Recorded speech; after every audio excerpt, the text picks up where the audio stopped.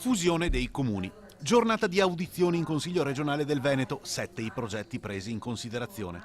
Ascoltati tutti i sindaci, l'aula di Palazzo Ferrofini dovrà dare il proprio voto sulla meritevolezza dei progetti.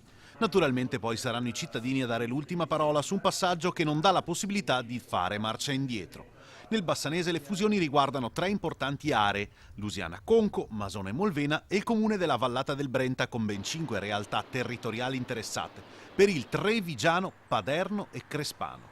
Quello che noi vogliamo fare è mantenere le identità locali, quindi mantenere l'importanza dei nomi come frazioni degli attuali comuni, però vogliamo creare delle aree più importanti, delle aree vaste per pesare di più politicamente, ma per avere soprattutto dei comuni che sappiano dare delle risposte in tempi immediati ai bisogni dei cittadini e delle imprese. E allora sentiamo le impressioni di alcuni sindaci al termine della giornata veneziana.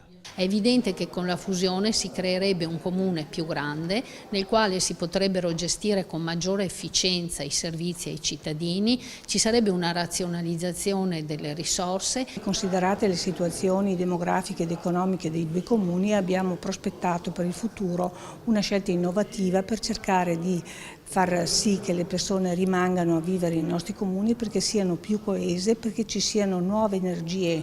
Abbiamo degli ottimi servizi, ma se vogliamo mantenerli li dobbiamo unificare, perché in questo modo razionalizziamo al meglio le risorse umane e le risorse economiche. Di fatto i dipendenti comunali sono già in unione e quindi abbiamo già attuato un importante risparmio di spesa che può aumentare con il processo di fusione.